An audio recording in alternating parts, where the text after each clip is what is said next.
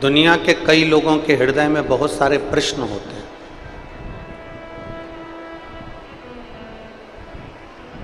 कोई कहता है कि ईश्वर है, भगवान है। कोई कहता है ईश्वर है ही नहीं, भगवान है ही नहीं।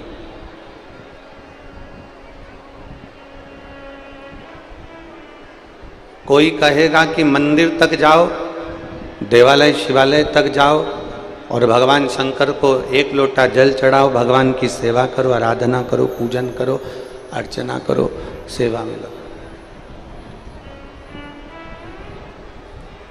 और कोई कोई कहेगा कि आपको मूर्ति पूजन करना ही नहीं। सब लोग मिलेंगे।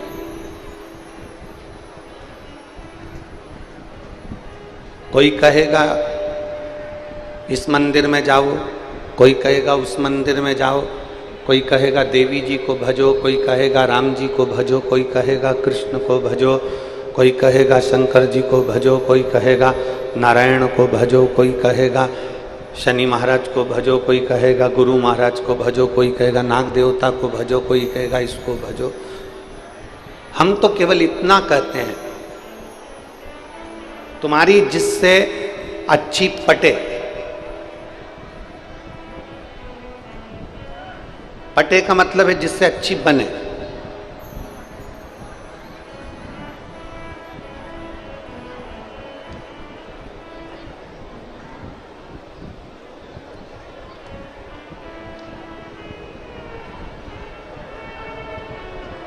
जिससे तुम्हारी अच्छी बन जाए, जिस देवता से तुम्हारी अच्छी लगन जुड़ जाए, जिस देवता से तुम्हारा मन जुड़ जाए, जिस देवता से तुम्हारा चित्त जुड़ जाए, जिस देवता से तुम्हारे मन की बात हो जाए। हम तो उतना कहते हैं कि जिस देवता से तुम्हारे हृदय का भाव जुड़ा हुआ है, उस देवता को भजना प्रारंभ कर दो, वो तुम्हारी नैया पकड़कर पार कर ही दे। निश्चित है।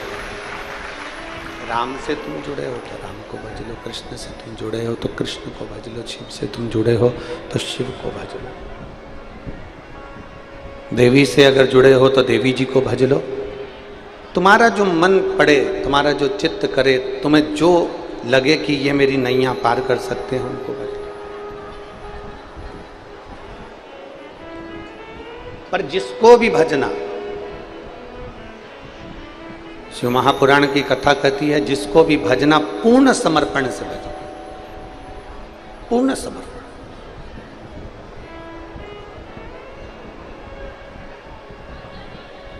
दो तरह के व्यक्ति होते हैं, बहुत ध्यान लगाकर सुनिएगा कथा को। इस तपती हुई धूप में तुम लोग अपने अपने घर से निकल कर आई हो, छाता लेकर, धक्का मुक्की कर कर जहाँ तहाँ जगह निकाल कर बैठ गए हो। तुम लोगों को तो जगह भी मिल गई, पर कई लोग ऐसे हैं जो धूप में छाता लगा लगा कर बैठे हैं। बहुत ध्यान से सुनना।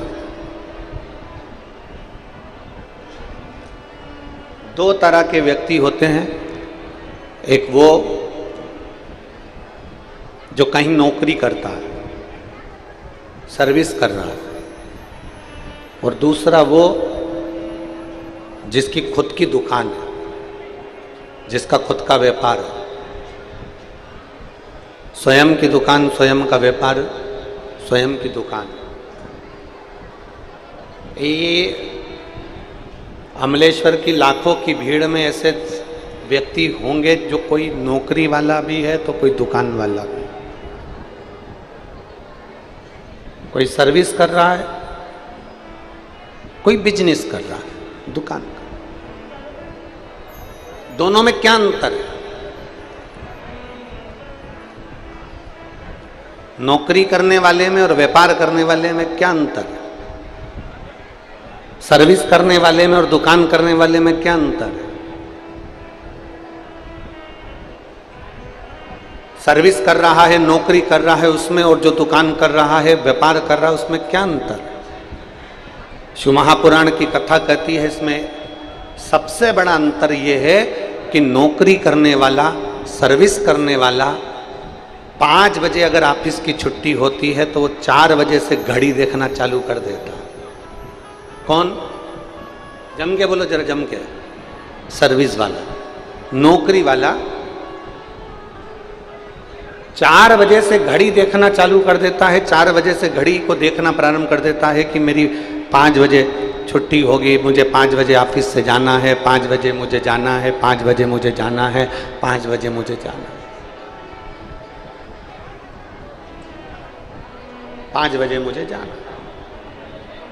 नौकरी वाला, सर्विस वाला 4 बजे से अपनी घड़ी देखना चालू कर देता है। क्यों? क्या कारण?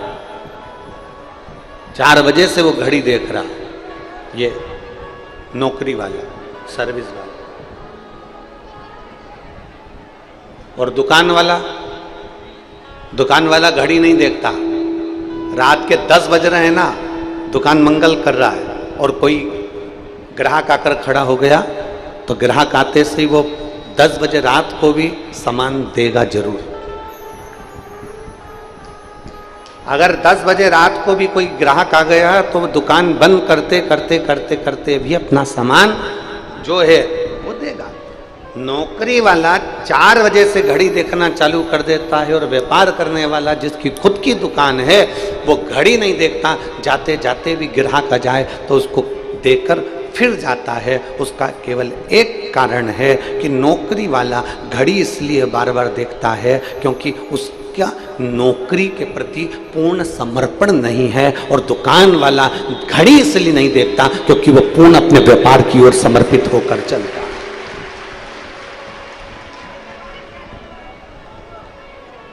अपना पूर्ण समर्पण उसका व्यापार में है। मेरा व्यापार मुझे आगे बढ़ाना है, मेरा काम मुझे आगे बढ़ाना है, मेरे व्यापार को मुझे आगे बढ़ाना है, मेरे कार्य को मुझे आगे बढ़ाना है, मेरे काम को मुझे आगे बढ़ाना है। व्यापार वाला सोचता है कि मुझे अपने व्यापार को 4 चांद लगाना है, मुझे मेरे व्यापार को बढ़ाना, तो पूर्ण समर्पित होकर काम करता है। नौकर भले ढिलाई कर दे, नौकर भले काम में कंजूसाई कर दे, पर जिसकी दुकान है वो कंजूसाई नहीं करता, वो खुद नौकर जैसा लग जाएगा और काम करके ही मानेगा, स्वयं लग जाएगा, स्वयं करेगा, स्वयं।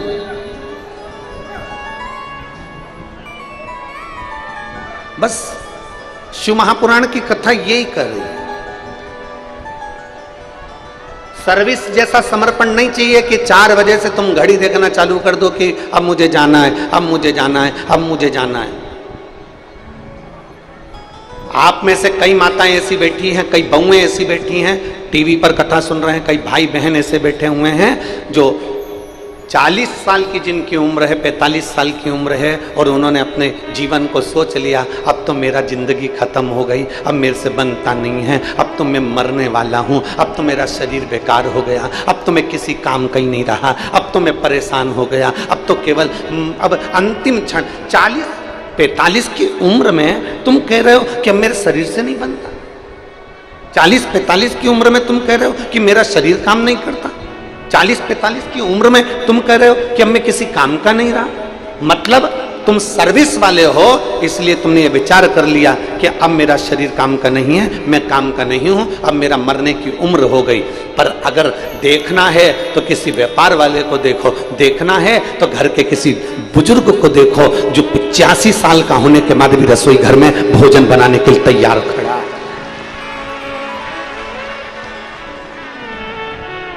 उसको देखो, उससे थोड़ा ज्ञान लो, उससे थोड़ा सीखो। 80 वर्ष की बूढ़ी माँ, 75 वर्ष की पिता, 70 वर्ष की माँ, 65, 70, 75, 80 वर्ष के किसी बुजुर्ग को देखना तो भी उनके शरीर में फुर्ती है। और एक नवयुवक बच्चे, आज के जमाने के नवयुवक लोग सोचते हैं कि यह जीवन किस काम का, तो छोड़ दे तो अच्छा, अब तो जीवन समाप्त कर दे तो अच्छा, अब जीवन बेकार हो गया, अब तो जाना है, छोड़ना है, छोड़ना।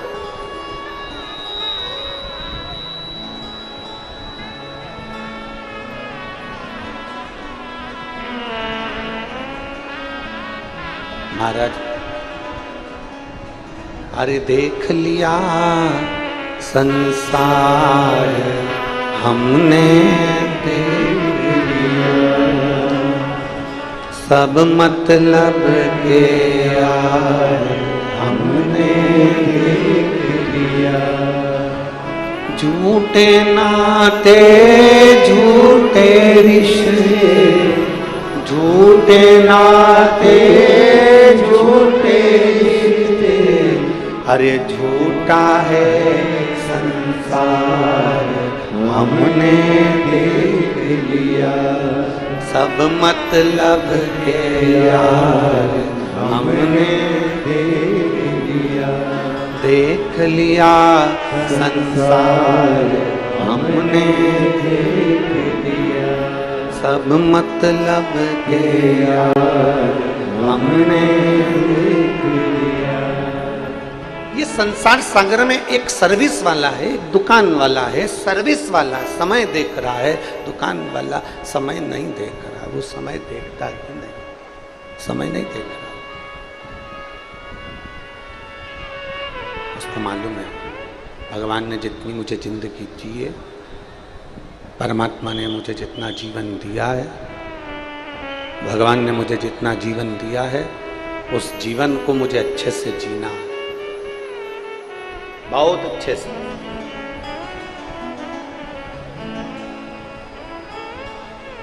किसी को धोखा देकर नहीं,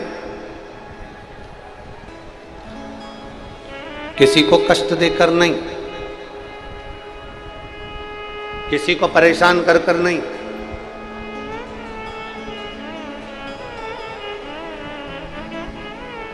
अपनी जिंदगी को जीना है तो लोगों का भला कर कर जीना है।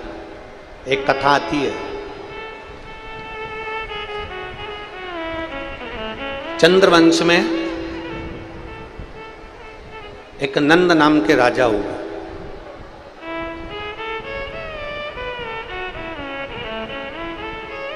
चंद्रवंश में एक नंद नाम के राजा हुए, जिनका एक बेटा था जिसका नाम था धर्मगुप्त।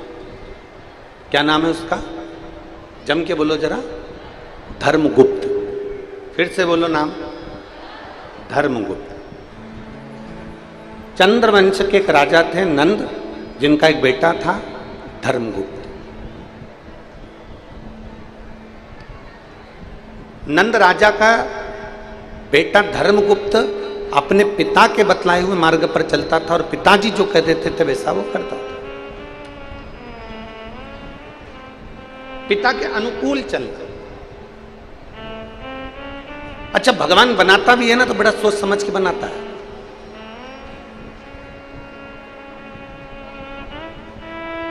ये जितने तुम बैठे हो ना, चाहे तुम हो चाहे हम हो, संसार के जितने मनुष्य हैं ना, इनको बनाने में भगवान ने बहुत मेहनत करी है,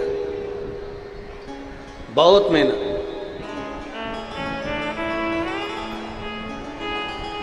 ज्ञानी भी बनाता है ना भगवान तो बड़ी मेहनत से बनाता है, बहुत मेहनत से ज्ञानी पुरुष बनाएगा, ज्ञानी महिला बनाएगा। बहुत ज्ञानी अगर भगवान बना रहा है तो बहुत मेहनत से बना रहा है। अच्छा, ज्ञानी किसने बनाया? जम के बोलो, जम के बोलो, किसने बनाया? भगवान ने। ज्ञानी किसने बनाया? जम के बोलो जरा, भगवान। और बहुत मेहनत से बनाया। तो ज्ञानी को बनाने के लिए जितनी मेहनत लगती है ना, उतनी ही मेहनत भगवान को मूर्ख बनाने में भी लगती है। ज्ञानी उसी ने बनाया है तो मूर्ख भी, जम के बोलो जरा, उसी ने बनाया। अब किसी ज्ञानी व्यक्ति को तुम मूर्ख बना सकते हो क्या? बोलो बोलो, जम के बोलो जरा, नहीं। तो मूर्ख व्यक्ति को तुम ज्ञानी बना सकते हो क्या? अरे बोलो तो जम के, नहीं। क्योंकि ज्ञानी इतनी मेहनत से उसने बनाया है तो मूर्ख भी उतनी मेहनत से उसने बनाया। तो किसी मूर्ख को तुम कितना भी ज्ञान दे दो, कितना भी प्रमाण दे दो, तुम कितनी भी अपने शास्त्र और वेद किसी मूर्ख को दिखा दो, तो भी मूर्ख तो मूर्ख ही रहेगा, वो कभी ज्ञानी बन ही नहीं सकता। मूर्ख मूर्ख रहेगा, वो कभी ज्ञानी नहीं हो सकता। और ज्ञानी को कितना भी मूर्ख बना लो, वो मूर्ख नहीं हो सकता। क्योंकि परमात्मा ने ज्ञानी को भी बनाने के लिए मेहनत करी है, तो मूर्ख को बनाने के लिए भी मेहनत करी है। अगर विद्वान उसने पैदा करा है तो बड़ी मेहनत से पैदा करा है, और अगर एक मूर्ख पैदा करा है तो उसको भी बड़ी मेहनत से करा, बड़ी मेहनत। अब कई लोग यहाँ पर अपने अपने घरों में कई लोग बात में कह देते हैं हमारा वो भाई तो ऐसा मूर्ख है, उसको समझा समझा के थक गए। तो क्यों समझा रहे हो? कितनी मेहनत से भगवान ने बनाया है उसको। अगर वो समझने वाला होता तो एक बात में समझ जाता, पर वो नहीं समझा, नहीं समझता। तो अब शिव कथा कर रही है, सामने वाला व्यक्ति अगर नहीं समझ रहा, सामने वाले व्यक्ति को समझाने का प्रयास किया गया, वो नहीं समझा, तो शिव महापुराण की कथा कहती है फिर हमारा जो गायत्री परिवार है वो कहता है हम सुधरेंगे युग सुधरेगा।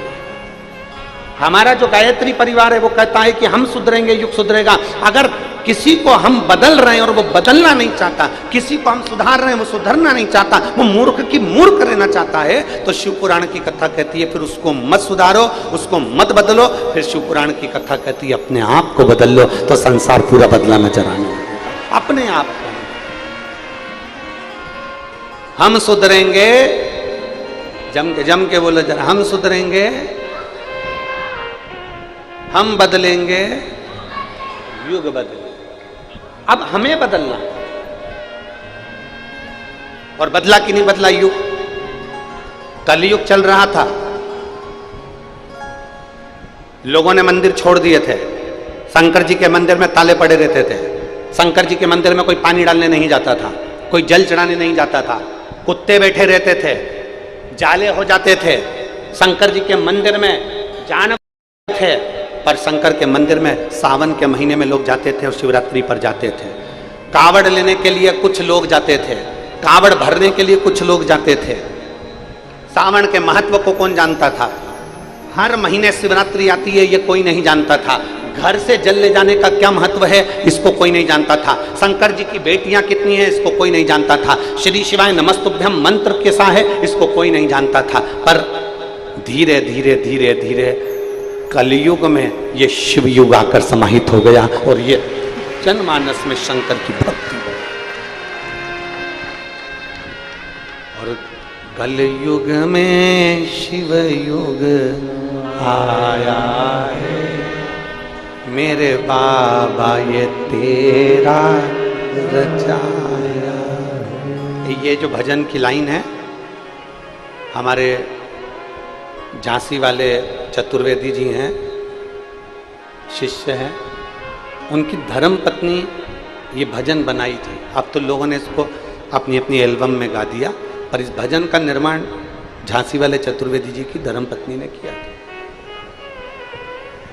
कि कलयुग में शिव युग आया है महादेव ये तेरा रचाया।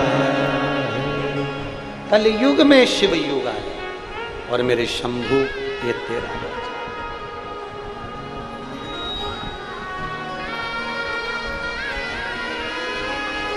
ये उसकी रचना है, ये उसका बनाया गया, ये उसने निर्मित किया।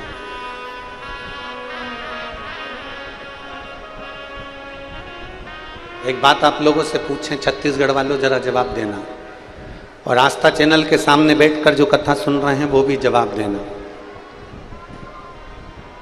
जब आप शंकर जी के मंदिर में जल चढ़ाने के लिए जाते होगे, छोटे छोटे बच्चे लोटा लेकर जल चढ़ा रहे होते होंगे, आपका दिल खुश होता होगा कि नहीं होता होगा? जम के बोलो जरा, होता होगा ना कि इतने छोटे छोटे बच्चे शंकर जी के मंदिर में जा रहे हैं, इतने छोटे छोटे बच्चे शिव मंदिर में जाकर जल चढ़ा रहे हैं, इतने छोटे छोटे बच्चे भगवान की आराधना कर रहे हैं। तो ये कलयुग है कि शिव युग है? प्रसन्नता होती है।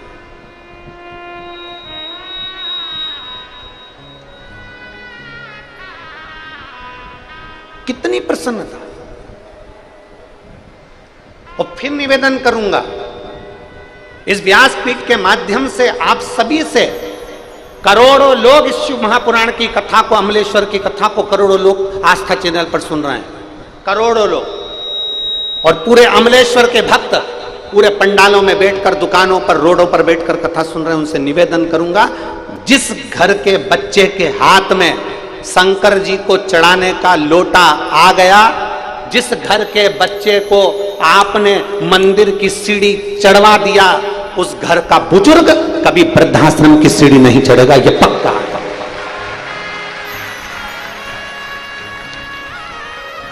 वृद्धाश्रम की सीढ़ी घर के बुजुर्ग जब चढ़ते हैं जब बच्चे मंदिर तक जाना नहीं सीखते। जो मंदिर जाना चालू कर दिया उसके मन में भगवान के प्रति भाव जागृत होगा। भाव जागृत होगा तो वो अपने माँ बाप को कभी कष्ट नहीं दे सकता, अपने घर के बुजुर्गों को कभी कष्ट नहीं दे सकता। जिसके अंदर संस्कार ही नहीं होगा तो वो कष्ट देगा। इसलिए निवेदन है कि गांव में फसल बिगड़ रही है और शहरों में नस्ल बिगड़ रही है। उस नस्ल जो बिगड़ रही है उसको सुधारना।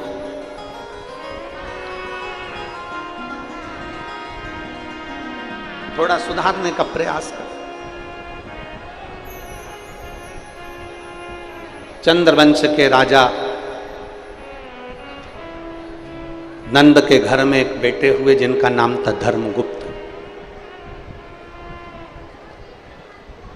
धर्मगुप्त मंदिर, देवालय, शिवालय जाते, आराधना करते, अर्चना करते, पूजन पाठ सब किया करते, सब। चंद्रगुप्त, धर्मगुप्त सब काम करते, भगवान की भक्ति, अविरल भक्ति, भजन, कीर्तन, स्मरण। अब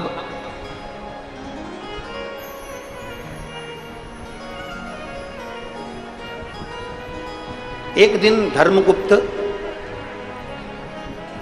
अपने किसी मित्र के साथ में मंदिर की आराधना छोड़कर, मंदिर की पूजन छोड़कर, शंकर जी के मंदिर में जल चढ़ाने की जगह धर्मगुप्त अपने मित्र के साथ में भ्रमण करने चले गए, घूमने के लिए गए। और घूमने जाने पर उसी मित्र के घर पर, उसी मित्र के घर पर एक रात्रि विश्राम कर लिया। और मित्र के घर पर जब एक रात्रि विश्राम करा और एक रात्रि विश्राम कर कर जब उसके घर का भोजन करा, भोजन कर कर धर्मगुप्त वापिस आ और जैसा खाया अन्न, जम के बोलो जरा, वैसा हो गया मन। जैसा खाया अन्न, जम के जरा वैसा हो गया मन। और जैसा पिया पानी वैसी हो गई वाणी। और जैसा पिया दूध वैसा बन गया बुद्ध। बुद्धि कैसे बनती है? बोलो बोलो जम के, दूध से।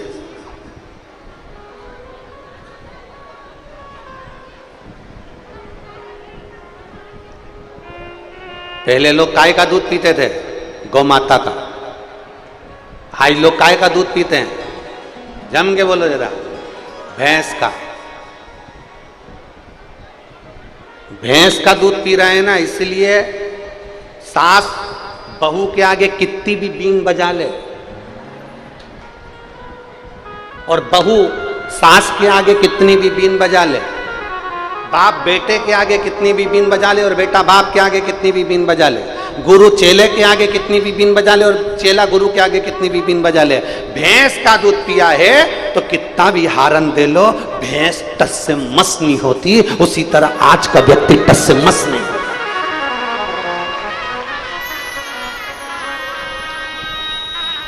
इसलिए अभी भी कुछ नहीं बिगड़ा। अपने अपने घर में एक एक गौ माता की सेवा जरूर करो और घर के अंदर गौ माता जरूर रखो, जरूर रखिए, करो उसे।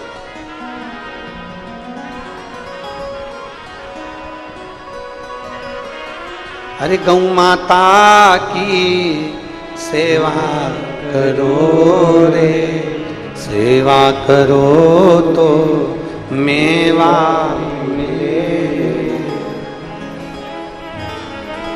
गौ माता की सेवा करो रे, सेवा करो तो मेवा और मात पिता की सेवा करो रे, सेवा करो तो मेवा के लिए तो कोई माता पिता की सेवा नहीं करता। आज के जमाने में लोग सेवा करो तो चाबी मिले, कौन करे आज के जमाने में।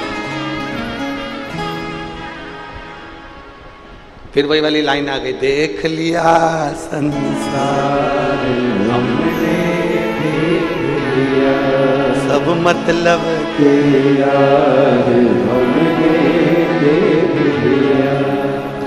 महाराज कौन कर रहा है?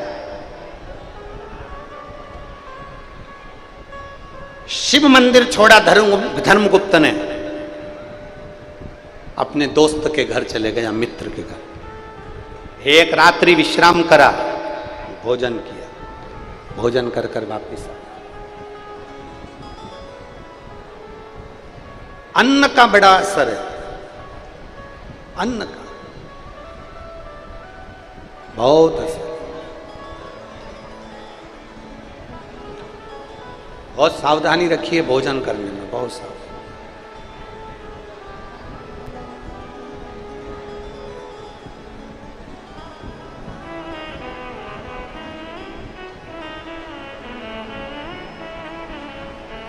एक बात आप लोगों से कहना चाहेंगे, अच्छी लगे तो स्वीकार कर लेना, नहीं लगे तो खारू गंगा में विसर्जन कर, ठीक है। किसी तीर्थ में जाओ, किसी धाम में जाओ, किसी तीर्थ में किसी धाम में जाओ, गुरु की शरणागति में जाओ, अपने गुरु के दरवाजे पर जाओ, तो भिक्षा मांग लेना कि अन्न क्षेत्र चल रहा है क्या, यहाँ भोजन भंडारा चल रहा है क्या, वहाँ से थोड़ा सा अन्न का भाग मांग कर खा लेना। क्यों? क्योंकि वहाँ जो मिलता है वो भोजन नहीं मिलता, वहाँ तो भोलेनाथ का प्रसाद मिलता है। शिव महापुराण की कथा कहती है, प्रसाद जब हमारे हाथों में आता है तो मात्र उस प्रसाद का स्पर्श, मात्र उस प्रसाद का दर्शन हमारी जिंदगी को संवार दे। मात्र दर्शन, प्रसाद का मात्र दर्शन। कई माताएं कहती हैं, आज हमारा चतुर्थी का व्रत है, हम ये वाला प्रसाद नहीं ले रहे। नहीं, चतुर्थी का व्रत है ना, हाथ में प्रसाद लो, वो प्रसाद तुम्हारे हाथ का स्पर्श करेगा ना, तो कभी जिंदगी में लकवे की बीमारी नहीं आएगी, तेरा हाथ अच्छा के अच्छा बना रहा है। नहीं, आज मेरा तीज का व्रत है, मैं प्रसाद नहीं लूंगी। नहीं, दोनों हाथ पसार के प्रसाद लीजिए, दोनों हाथ पसार के। मंदिर गए हो ना, तुम करोड़पति हो, अरबपति हो, तुम धनपति हो, वैभवपति हो, तुम्हारे पास में सत्तापति हो, चाहे तुम किसी के भी पति हो, जितना भी तुम्हारे पास में वैभव है अपने पास में रखो। मंदिर गए हो, मंदिर में जाकर हाथ जोड़कर पंडित जी से, ब्राह्मण देवता से, गुरुजन से कहो हमें चरणामृत दे दीजिए। हाथ पसार कर लीजिए चरणामृत को, हमें चरणामृत दे दीजिए। किसी पवित्र नदी के तट पर गए हो, उसका आचमन और उसका जल का छींचन लीजिए।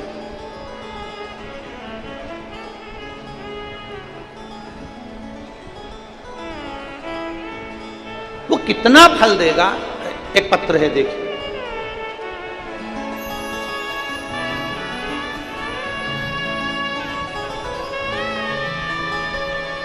शिवानंद साहू, लोकेश्वरी साहू, ग्राम अरसनाश पाटन। क्या लिखा है? अरसनारा, सही है? अरसनारा पाटन, जिला दुर्ग, छत्तीसगढ़। कहीं बैठे हो तो हाथ हिला सकते हैं, अगर कहीं बैठे हो तो अपना दोनों हाथ हिला सकते हैं। शिवानंद साहू, लोकेश्वरी साहू। पत्र को आप लोग एलईडी पर पढ़ सकते हैं, आपके सामने जो एलईडियाँ हैं, टीवी हैं, उस पर भी आप पत्र पढ़ सकते हो। शिवानंद साहू, लोकेश्वरी साहू, अरसनारा, पाटन, जिला दुर्ग, छत्तीसगढ़। मेरा मोबाइल नंबर ये है। गुरुजी, एक लोटे जल का मैं क्या वर्णन करूं। मेरे पति के मुख में गांठ हो गई थी और हमें पता चला, तो हमने रायपुर के एम्स हॉस्पिटल में टेस्ट करवाया, तो पता चला 4 दिसंबर को उनका टेस्ट पॉजिटिव आया और उसमें कैंसर मुख का बताया, और मुख का कैंसर था। गुरुजी ने अब कैंसर तो बता दिया, इतनी बड़ी बीमारी को सुनकर चिंता तो होती है, टेंशन तो होता है। गुरुजी, तब इतनी बड़ी बीमारी सुनकर आपका जो रात्रि को 9:15 वाला उपाय है, शंकर को जल चढ़ाना और उस जल को लाकर आचमन कराना, वो हमने हमारे पति को कराना प्रारंभ करा। और फिर वापिस दूसरी बार जब टेस्ट करवाने के लिए हम फिर वापिस एम्स हॉस्पिटल गए, तो बाबा का हम क्या गुणगान करें। डॉक्टर ने देखते से ही कह दिया कि गठान गल गई है और कैंसर नहीं है। यह शिव तत्व है जिसकी रिपोर्ट मैं अपने इस के साथ लगा रही हूं, पूरी रिपोर्ट लगा कर दी है। प्रथम कैंसर की रिपोर्ट, कैंसर बताया गया, फिर दूसरी रिपोर्ट में कैंसर नील आया। ये अगर कहीं बैठे हों तो हाथ हिला सकते हैं और आ सकते हैं एक बेलपत्र लेने के लिए, आप आमंत्रित हैं। शिवानंद साहू, लोकेश्वरी साहू, अरसनारा, पाटन, जिला दुर्ग, छत्तीसगढ़। मेरा मोबाइल नंबर ये शिव तत्व है, ओघड़ी है शंभु। अब इसमें कोई सियोर वाला महाराज नहीं आया, इसमें ना कोई ने भभूति दी, ना बेल दी, ना नरियल दिया, ना कुछ दिया। यहां तो तुम्हारा विश्वास काम आया कि तुम भगवान शंकर के मंदिर जाना प्रारंभ कर दिए, अपने दिल की बात अपने महादेव से कहना प्रारंभ कर दिए, तो महादेव ने आपके दिल की बात को सुनकर मेरे देव अधिदेव महादेव ने बड़ी से बड़ी बीमारी को भी समाप्त कर दिया। ये शिव तत्व है, यो घड़ी तत्व है। और हमने पहले भी कहा है, हमारे YouTube चैनल पर एक 9:15 पर करने वाला उपाय उसमें डला हुआ है, जिसको हमने 6 साल या 4 साल पहले वाचन किया है। 4 साल पहले हमने बताया था कि रात्रि को 9:15 पर शंकर जी को चढ़ाया गया जल बेलपत्र एक ऐसी औषधि निर्मित कर देती है जिससे बड़ी से बड़ी बीमारी भी एक न एक दिन समाप्त हो जाती है, चाहे वो किडनी से जुड़ी हो, चाहे लीवर से जुड़ी हो, चाहे कैंसर से जुड़ी हो। उसका तत्व ही है।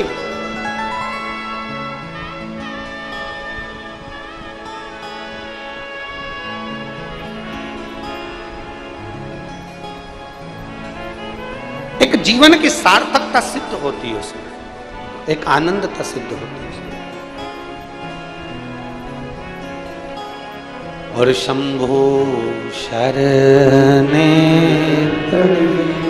मांगू घड़ी रे दुख काटो दया करी न दर्शन शंभो शरण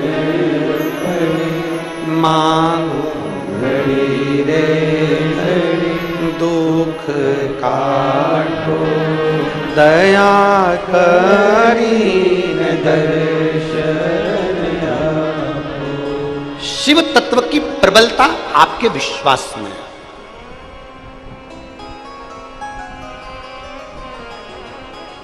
आपके दुख के समय पर, आपकी तकलीफ के समय पर, आपके कष्ट के समय पर सियोर वाला महाराज सियोर छोड़कर नहीं आएगा।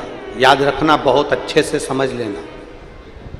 और केवल सियोर वाला महाराज ही नहीं, दुनिया का कोई महाराज, दुनिया का कोई बाबा, दुनिया का कोई महात्मा तुम्हारी दुख की घड़ी में तुम्हारे साथ नहीं खड़ा होगा। पर इतना याद रखना, महाराज भले खड़ा ना हो, बाबा भले खड़ा ना हो, पर मेरा भोला बाबा तो तुम्हारी दुख की घड़ी में जरूर खड़ा है, निश्चित है। मेरा भोलेनाथ तुम्हारी दुख की घड़ी में खड़ा है, मेरा शंभुनाथ तुम्हारी दुख की घड़ी में खड़ा है। और अंत समय प्रभु देखो ये लाइन को हम अकेले नहीं गाएंगे, तुम भी जितने पंडाल वाले, सारे पंडाल वाले बोलो अंत समय वचन निभाना पड़े, आए ना आए प्रभु कुटुंब कबीरा, अंत समय प्रभु आना पड़ेगा, वचन दिया तो निभाना पड़ेगा, अंत समय प्रभु आना पड़ेगा। कोई नहीं आएगा, अंतिम बिंदु में कोई नहीं आएगा।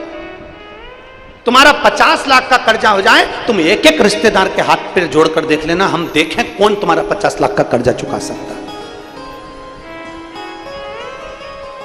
कितनी बड़ी बीमारी तुम्हारे शरीर में आ जाए, लोग दवाई करा देंगे, अच्छे हॉस्पिटल में पहुंचा देंगे, पर कौन होगा जो उस दर्द को सहन करेगा, उस कष्ट को सहन करेगा? तुम्हारा कष्ट तुम्हें सहना है, तुम्हारा दर्द तुम्हें सहना है।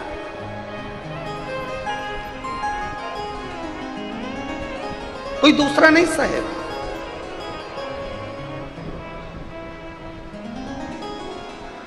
अपने कष्ट को अपने को सहना, अपने दर्द को अपने को सहना। हॉस्पिटल में पलंग पर अकेले पड़े हो गए, सब आएंगे, देखेंगे, मिलेंगे, एप्पल भी लाएंगे, नारियल पानी भी लाएंगे, सब रखेंगे, पर सब पड़ा हुआ है, सब रखा हुआ है, पर कोई दर्द को बांटने वाला नहीं होगा। तुम्हारे शरीर के रोग को, तुम्हारे कष्ट को कोई बांटने वाला नहीं होगा। तुम्हारे दर्द को, तुम्हारे दुख को, तुम्हारे कर्जे को, तुम्हारी तकलीफ को कोई नहीं बांटेगा। बस केवल तुमने जो शंकर भगवान को एक लोटा जल चढ़ाया है, वो देवाधिदेव महादेव नंदी लेकर आएगा और तुम्हारे दुख को काट कर जाएगा।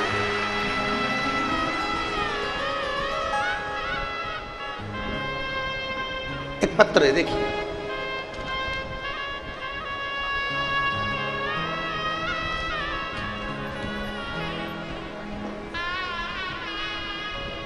मैं अन्नू मिश्रा, पत्नी श्री अवनीश मिश्रा, जिला मैनपुरी, उत्तर प्रदेश से यहाँ आई हूँ। उत्तर प्रदेश की रहने वाली हूँ, मैनपुरी की। मैं अन्नू मिश्रा, पत्नी श्री अवनीश मिश्रा, मैं जिला मैनपुरी, उत्तर प्रदेश की रहने वाली हूँ। कहीं बैठी हैं? हाथ हिलाइएगा। आप ही हैं? श्री शिवाय नमस्तुभ्यं। एक बार वापिस हाथ हिला दो। मैं अन्नू मिश्रा, पत्नी श्री अवनीश मिश्रा, जिला मैनपुरी, उत्तर प्रदेश की रहने वाली हूँ। मैं भोलेनाथ का क्या वर्णन करूँ? बेटी आई है क्या साथ में? आई है? लिया आओ इसको, लिया लेके आ जाओ इसको। मैं उत्तर प्रदेश से आई हूँ गुरुदेव। मैं अन्नू मिश्रा, पत्नी अवनीश मिश्रा, जिला मैनपुरी, उत्तर प्रदेश की रहने वाली हूँ। पत्र को आप लोग हमारे साथ में एलईडीओं पर, टीवी पर पढ़ सकते हैं। जिला मैनपुरी, उत्तर प्रदेश की रहने वाली हूँ। भोलेनाथ की कृपा का मैं क्या वर्णन करूँ गुरुदेव। मेरी बेटी संध्या मिश्रा, उम्र 6 वर्ष है, जो ठीक प्रकार से बोल नहीं पाती थी, और उसके सिर के पिछले भाग में एक गठान हो गई थी, जिसका इलाज हमने कानपुर के हॉस्पिटल में कराया, जहां डॉक्टर ने बताया कि इसका ऑपरेशन करना पड़ेगा। फिर इसको हमने भोपाल में अच्छे से अच्छे हॉस्पिटल में दिखाया, वहां भी डॉक्टर ने बताया कि इसका ऑपरेशन कराना पड़ेगा। गुरुदेव, हमने आपकी कथा में सुना था कि रुद्राक्ष का जल देने से बड़ी से बड़ी बीमारी ठीक हो जाती है। गुरुदेव, हम सीहोर से रुद्राक्ष लेकर आए और रुद्राक्ष का जल बेटी को पिलाना प्रारंभ किया और लगाना प्रारंभ किया। गुरुदेव, भोले बाबा का हम क्या वर्णन करें। आज मेरी बेटी के सिर की गांठ पूरी तरह से समाप्त हो गई है और मेरी बेटी 90% बोलने लगी है। मैं बाबा को यहाँ नमन करने के लिए उत्तर प्रदेश से आई हूँ। गुरुदेव, आप कहते हो कि पंडाल में बैठकर कथा सुनना चाहिए, बाबा सुनता है। गुरुदेव, 5 पंडाल का मैंने अनुभव बता रही हूँ। प्रथम मैंने अपनी बेटी के लिए कानपुर के पंडाल में कथा सुनी, दूसरा मैंने मैनपुरी के पंडाल में कथा सुनी, तीसरा मैंने कुरुद धमतरी के पंडाल में कथा सुनी और चौथी कथा मैं अमलेश्वर के पंडाल में सुन रही हूँ। मेरे बाबा की कृपा से आज मेरी बेटी पूर्ण तरह से ठीक है। ये शिव तत्व है, ये ओघड़ी है, शंभु।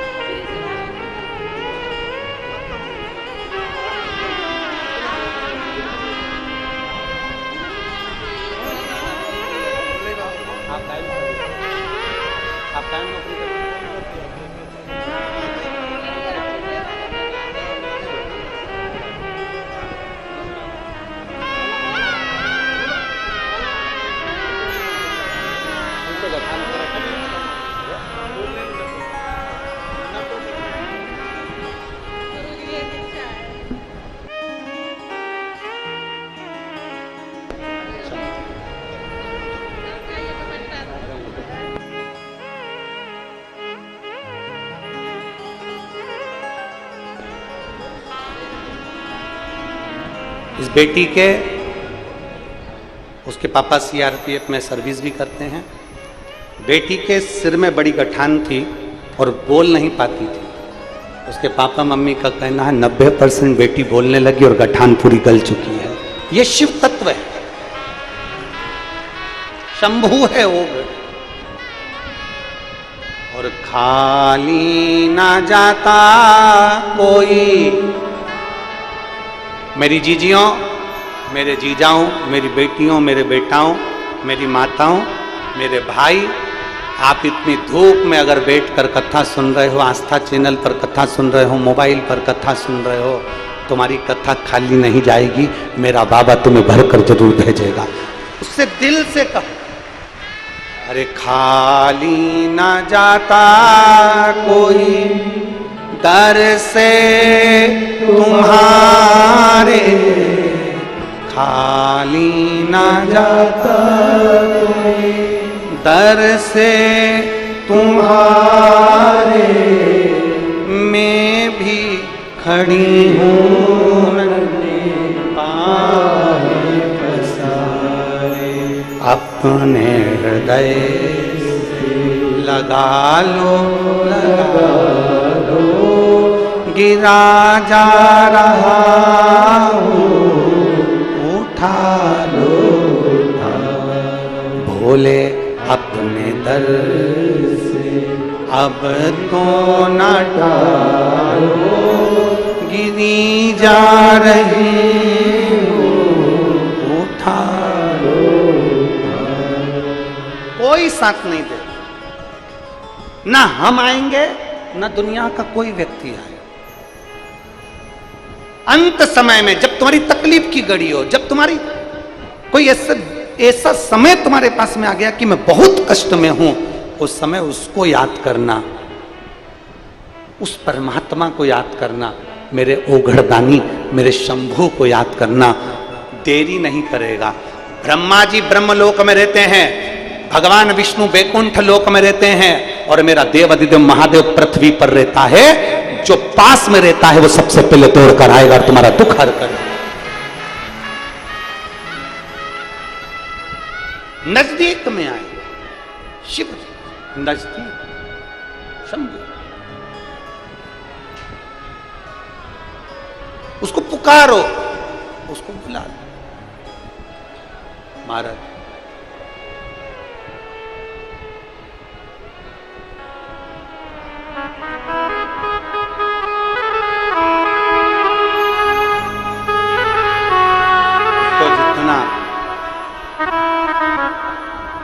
आप दिल से पुकारोगे वो उतना दिल से आपके सम्मुख में उसको जितना दिल से पुकारोगे और आप हृदय से जब उसको आमंत्रित करोगे तो वो आएगा, पहुंचेगा जरूर, दुख हरेगा जरूर। धर्मगुप्त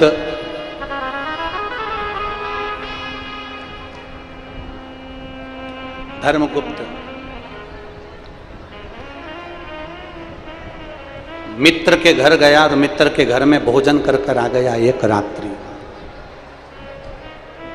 रात्रि विश्राम करा और भोजन कर कर आ गया। धर्मगुप्त। अन्न बहुत असर करता है, बहुत असर।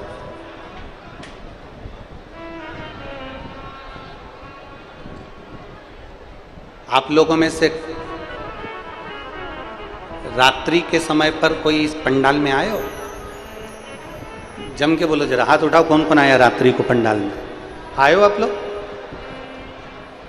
दिन का नजारा आप लोग अपनी आंखों से देख लेते हो, कथा हो रही है, सब आराम से बैठे हैं, आनंद ले रहे हैं, कथा सुन रहे हैं। कभी बन सके ना, ए रायपुर वालों, दुर्ग वालों,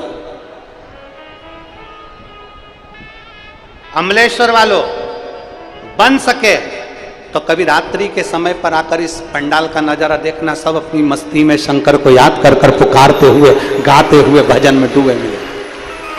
कभी रात्रि का नजारा देखना।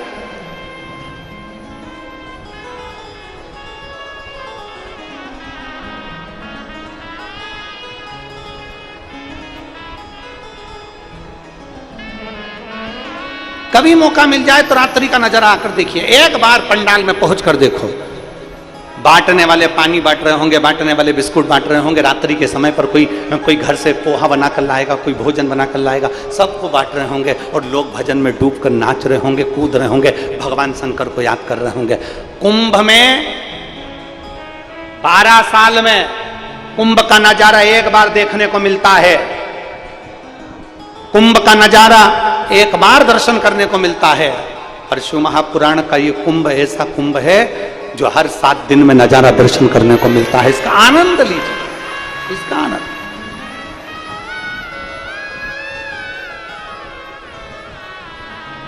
धर्मगुप्त ने अपने मित्र के घर का भोजन कर लिया, एक रात्रि विश्राम करा और भोजन ग्रहण करा। एक रात्रि विश्राम और भोजन करा। एक रात्रि का जब भोजन ग्रहण किया, भोजन पाया,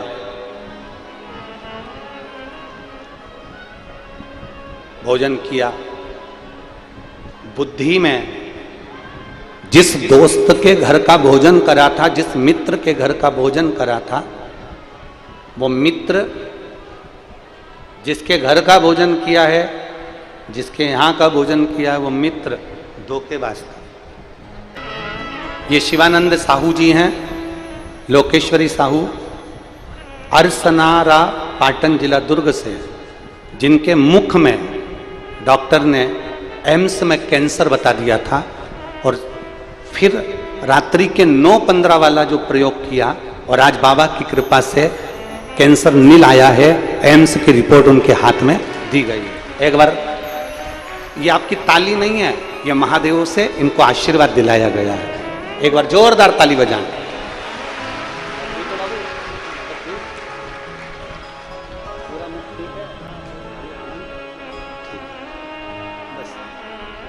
बेटा अब तो अच्छा हो गया, अब तो बाबा ने सुन लिया, और क्या चाहिए?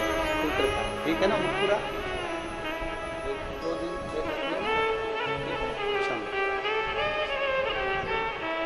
अरे लुटा दिया भंडार कर दिया माला,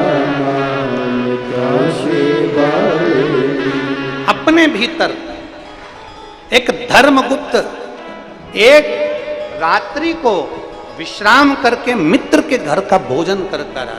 एक रात। एलईडियां चालू करो ना भाई, एलईडी चालू क्यों नहीं? एलईडी नहीं चालू है तो दूसरी लाइट लगवा। एलईडियां चालू करो, लोग परेशान हो रहे हैं।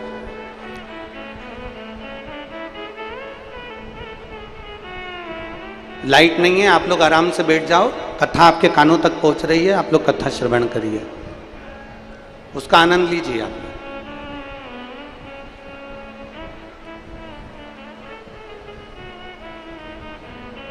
धर्मगुप्त ने अपने मित्र के घर का भोजन किया, मित्र के घर।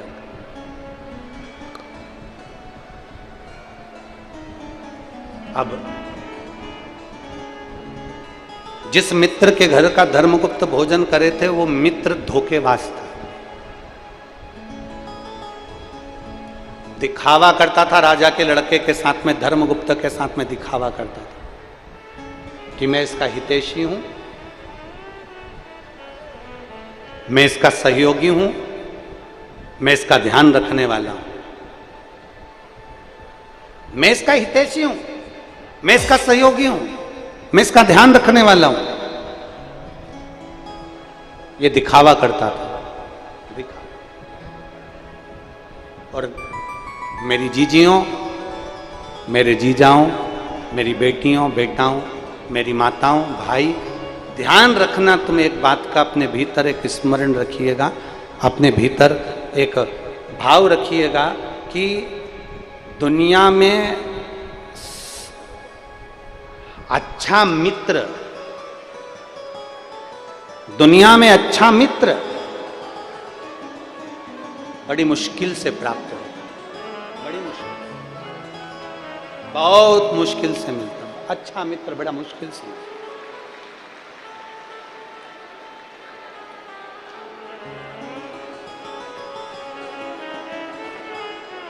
दुनिया में अच्छे मित्र बड़ी मुश्किल से प्राप्त होते हैं। और जिस दिन देवादिदेव महादेव की कृपा से तुमको अच्छा मित्र मिल जाए, जिस दिन शिव जी की कृपा से तुमको कोई अच्छा मित्र प्राप्त हो जाए, समझ लेना कि भगवान देवादिदेव महादेव ही खुद उतर कर तुम्हारा साथ देने के लिए तुम्हारे पास में आए। अच्छा मिल जाए तो। और मित्र ऐसा नहीं चाहिए जो तुम्हारा मंदिर छुड़वा दे, मित्र ऐसा नहीं चाहिए जो तुम्हारा भजन छुड़वा दे, मित्र ऐसा नहीं चाहिए जो तुम्हारी भक्ति को छुड़वा दे, मित्र ऐसा नहीं चाहिए जो तुम्हारी कथा, कीर्तन, सत्संग को छुड़वा दे। मित्र ऐसा होना चाहिए जो तुम्हारा हाथ पकड़कर शंकर के मंदिर तक लेकर जाए और अच्छी जगह पर तुम्हें भी। मित्र वो होना चाहिए। और शंभो शरण मांगू घड़ी रे घड़ी, दुख कारो दया करीन दर्शन आपो। शंभो शरण पड़ी मांगू घड़ी रे घड़ी, दुख काटो दया करीन दर्शन आपो। धर्मगुप्त राजा का जो मित्र है वो श्रेष्ठ नहीं है, वो ठीक नहीं है।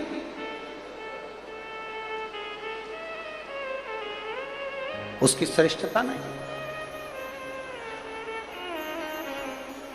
ऐसा मित्र से पाला पड़ गया, ऐसे मित्र के घर का भोजन किया उसने, ऐसा भोजन उसने ग्रहण किया अपने मित्र के घर का कि उसकी बुद्धि भी धोखा देने के लिए जागरूक हो गई।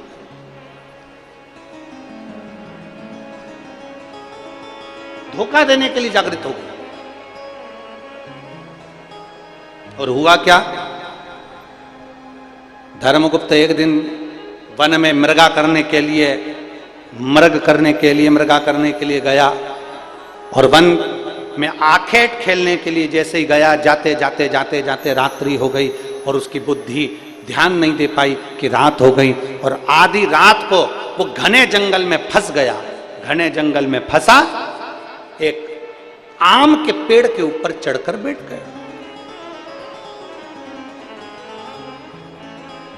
घने जंगल में फंसा।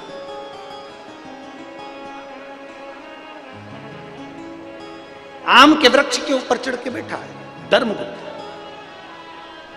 अब रात्रि का समय, भय लग रहा है, कोई सिंह ना खा ले, कोई शेर ना आ जाए, कोई चीता ना आ जाए, कोई सिंह मुझे भक्षण ना कर।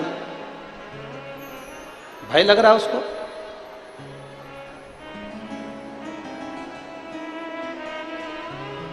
अब करे तो करे क्या?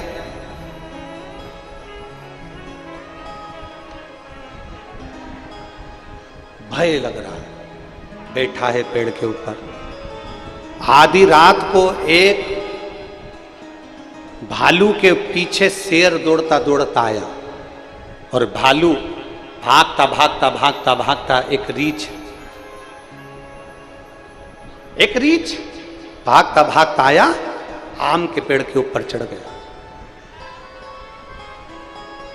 जिस आम के पेड़ पर धर्मगुप्त चढ़ा हुआ था उसी आम के पेड़ के ऊपर वो रीछ भी चढ़ गया, वो भालू भी चढ़ा।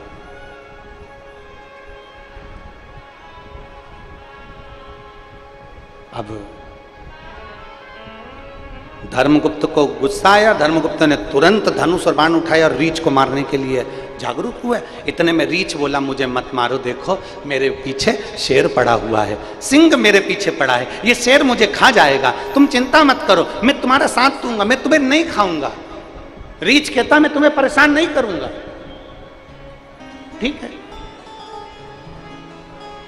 मैं भी इस पेड़ पर रहता हूं और तुम भी इस पेड़ पर रहो, मैं भी आम के पेड़ पर चढ़ा हूं, तुम भी आम के पेड़ पर चढ़े रहो, नीचे शेर है, आप और मैं दोनों मिलकर इस शेर को भगा देंगे, तुम चिंता मत करो, सो।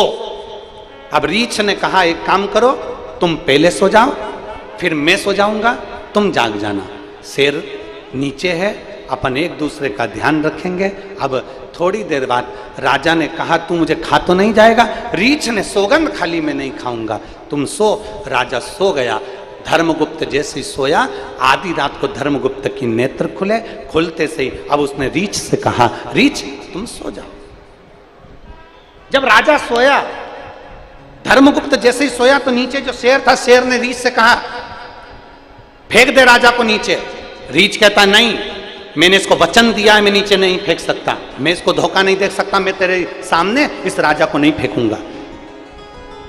सो गया। राजा सो रहा है, रीछ जाग रहा। आधी रात को राजा उठ गया, रीछ सो गया। रीछ से कब तुम सो जाओ? रीछ सोया। नीचे से शेर ने राजा से कहा, धर्मगुप्त राजा फेंक दे इस रीछ को नीचे, सो रहा है ये, फेंक दे नीचे,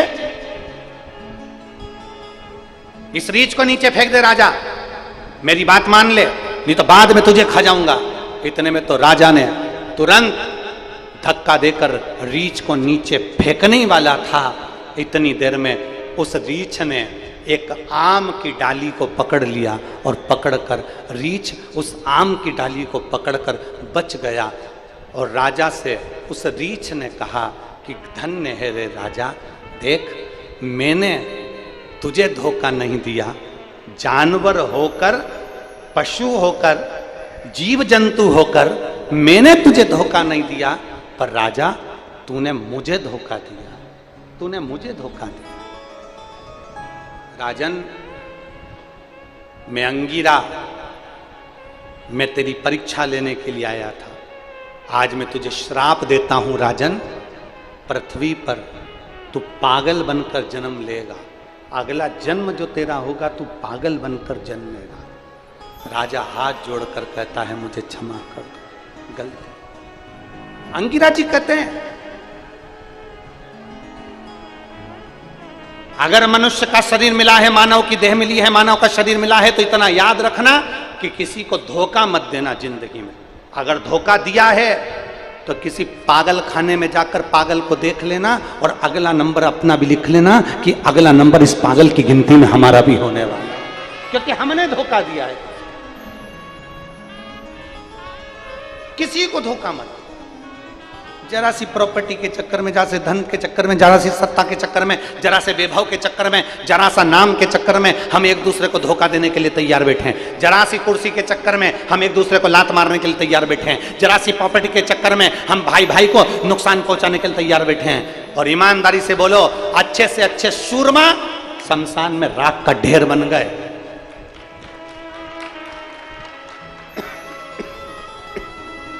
अच्छे से अच्छे सूरमा राख का ढेर बन गए। जब राजा रावण जैसा विद्वान जिसके सारे ग्रह उसके हाथ में थे, रावण जैसा विद्वान जिसका धर्मराज और यमराज भी उसके हाथ में थे, उस लंकाधिपति राजा रावण को भी मरना पड़ा है। कंस जैसा राजा उसको भी मरना पड़ा, जिसके पास में पूतना थी, तृणावर्त था, अगरसुर था, बकासुर था, उस कंस को भी मरना पड़ा है। हिरण्यकशिपु जिसने वर मांगा था, ना नीचे मरू, ना ऊपर मरू, ना अंदर मरू, ना बाहर मरू, ना अस्त्र से, ना शस्त्र से, ना दिन में, ना रात में, ना 12 महीने में मरू, उस हिरण्यकशिपु को भी मरना पड़ा। जब इतने बड़े बड़े सूरमा चले गए तो अमलेश्वर वालों, आप और हम कहां के सूरमा हैं? जाना सबको है, पहुंचना सबको है, एक दिन राख का ढेर सबको बनना है, और 40 लाख की गाड़ी में बैठने वाला एक दिन 40 रुपए के लोटे में भर के गंगा जी चले जाएगा। 40 लाख की गाड़ी में घूमने वाला भी एक दिन 40 रुपए के लोटे में भराकर हरिद्वार चले जाएगा, प्रयागराज चले जाएगा, 40 रुपए के लोटे में। इसलिए ना तो गाड़ी की अकड़ रखो, ना कुर्सी की अकड़ रखो, ना सत्ता की अकड़ रखो, ना अभिमतता रखो कि मैं ये तो मैं वो। तुम कुछ भी होगे अपने गांव के और अपने नगर के और अपने मोहल्ले के, उसके दरवाजे के कुछ नहीं हो। जितना भजन करोगे उतना उसके करीब में जाओगे, अन्यथा उससे दूर चले। और मत बुरे कर्म कर बंदे, वरना पछताएगा।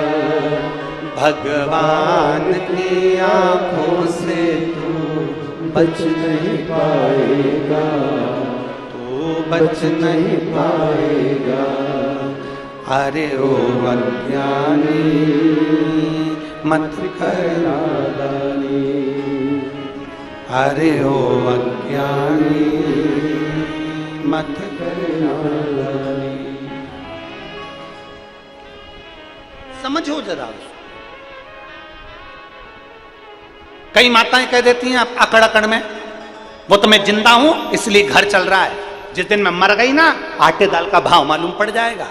तो बुढ़िया से कह तो मर जा, मर के तो देखो।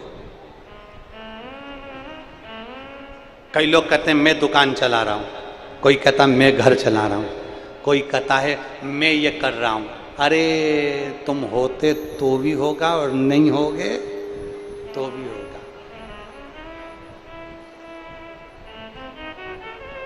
जिंदा हो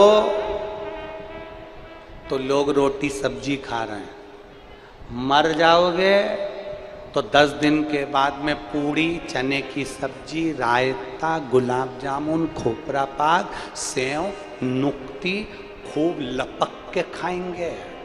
और तेरा फोटो टंगा रहेगा, उस पर फूल की माला चढ़ी रहेगी, और नीचे आलू में अगरबत्ती खुशी होगी। काय में अगरबत्ती? आलू में। कोई ध्यान नहीं देगा, कोई भी नहीं। कौन याद करेगा? अरे तेरा तेरा दिन, तेरा तेरा दिन याद करे, क्यों रे मन सुमिरन क्यों नहीं करे।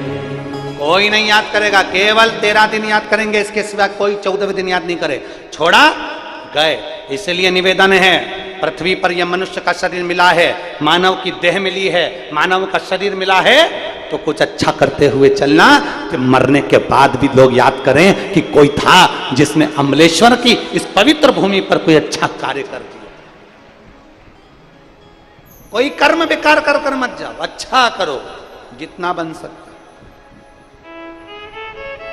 किसी को धोखा नहीं देना, और धोखा दे दो तो तुम्हारे मोहल्ले में जो पागल घूमते हो ना, उनको देख लेना, इसने भी किसी को धोखा दिया होगा, तो इस जन्म में पागल बनकर पैदा हुआ। अगला जन्म अगर तुमने किसी को धोखा दिया, भाई बंधु कुटुंब नाते रिश्ते किसी को भी तुमने धोखा दिया है, अगला जन्म तुम्हारा पागल का है। तुम तैयारी रख लो, और मोहल्ले मोहल्ले घूमते फिरोगे, कॉलोनी कॉलोनी घूमते फिरोगे, ये निश्चित। थोड़ा बचो, थोड़ा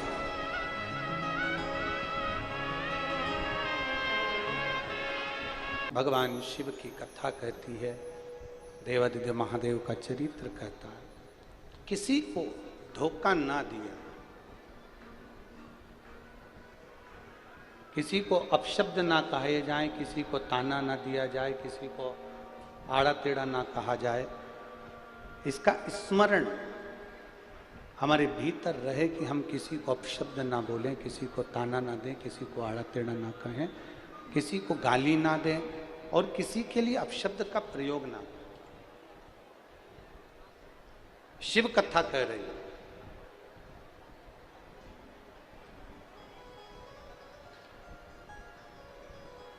पार्वती जी का विवाह भगवान शिव जी के साथ हुआ। भगवान देवादिदेव महादेव माता पार्वती जी को लेकर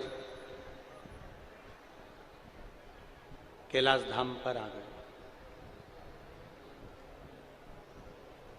भगवान शिव की जितनी धर्म पत्नियां पहले रही हैं, माता सती, उमा, कुष्मांडा,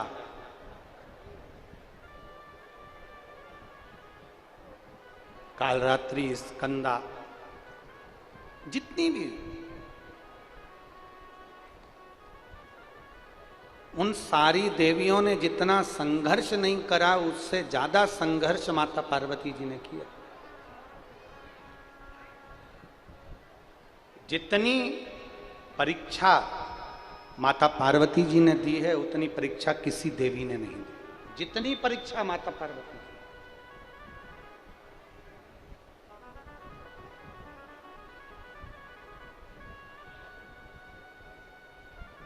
अच्छा तीनों देवियों को देखिए आप, मैना, धन्या, कला। पितरों की तीन बेटियां थी, मैना, धन्या, कला। मैना जी के सुंदर पार्वती जी का जन्म हुआ।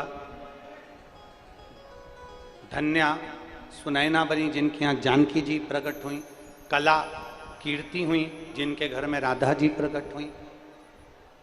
अब जरा विचार करिएगा, इन तीन देवियों की गोद में तीन देवियां खेली हैं, पार्वती जी, सीता जी और राधा जी। तीन देवी, और तीनों देवियों ने जितना संघर्ष किया है, उतना संघर्ष किसी ने नहीं करा। तीनों देवियों ने, पार्वती मैया ने भी उतना संघर्ष किया, माता जानकी जी ने भी उतना संघर्ष किया, और माता राधा रानी ने भी उतना संघर्ष किया। आप तीनों देवियों का क्रम देखो।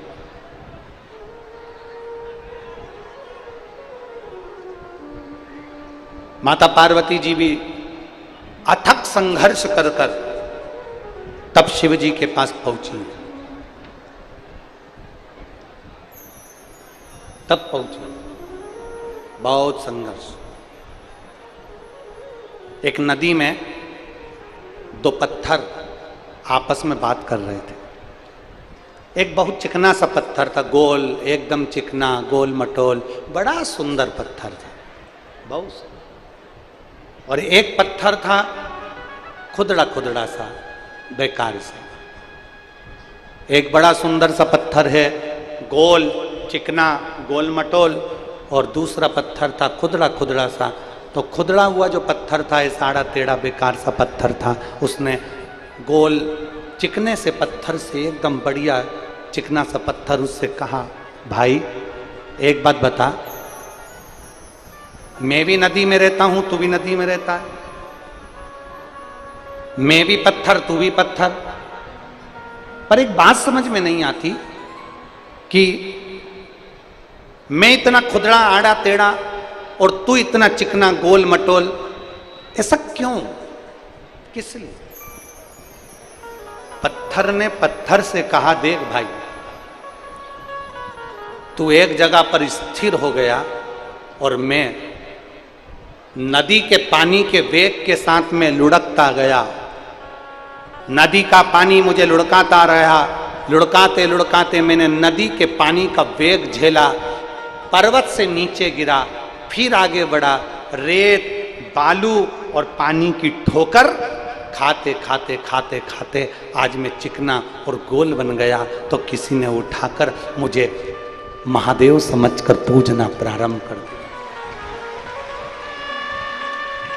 एक पत्थर पानी के थपेड़े खाता है, एक पत्थर लोगों के पहाड़ पे से नीचे गिरता है, मिट्टी के थपेड़े खाता है, रेत के थपेड़े खाता है, पानी के थपेड़े खाता है, तब वो पत्थर चिकना होकर गोल होकर महादेव के रूप में मंदिर में पूजन में पहुंच जाता है। और दूसरा जो थपेड़े खाता ही नहीं है, टेढ़ा आड़ा खुदड़ा सा पड़ा हुआ है, अर्थात शिव महापुराण की कथा कहती है जिसने जिंदगी में बहुत ठोकरें खाई हैं, बहुत कष्ट झेला है, बहुत दर्द जिंदगी में झेला है, बहुत संघर्ष किया है, उसी ने आने वाले समय में नाम रोशन किया है, ये निश्चित है। वही नाम रोशन कर सकता है। आप संघर्ष ही नहीं कर रहे, आप तो भाग्य के भरोसे पर बैठे हो, भगवान मेरा भाग्य अच्छा करेगा तब काम हो जाएगा। नहीं, कोई पंडित जी मिलेंगे तुमको ऐसी भुड़की घुमा के फपूती फूक के चले जाएंगे, मेरा काम हो जाएगा। नहीं, मैं कहीं का डोरा ला के बांध लूंगा तो मेरा काम हो जाएगा। नहीं, मैं कहीं पे नारियल लाऊंगा वो ले जाकर मंदिर में चढ़ा दूंगा, मेरा काम हो जाएगा। नहीं, शिव महापुराण की कथा कहती है, 24,000 श्लोक का सार कहता है, शंकर भगवान का चरित्र कहता है, देवाधिदेव महादेव ने माता पार्वती जी से अमरनाथ की गुफा में बैठकर कहा, पार्वती मनुष्य का जन्म मिला है तो मेहनत से पीछे मत हटना, मंजिल तक मैं पहुंचा दूंगा।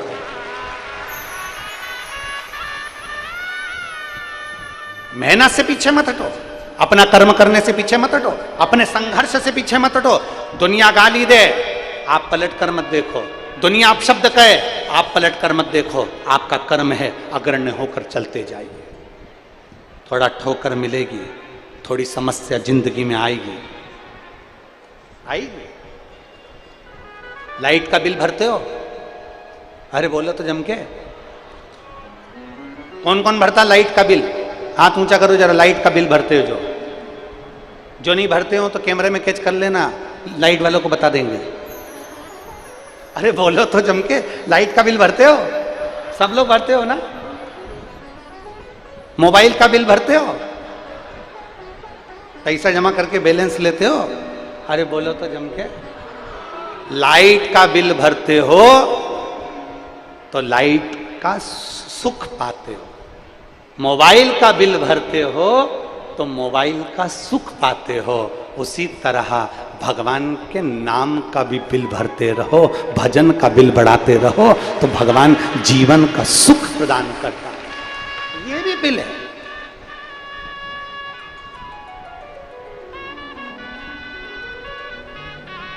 बिना संकोच,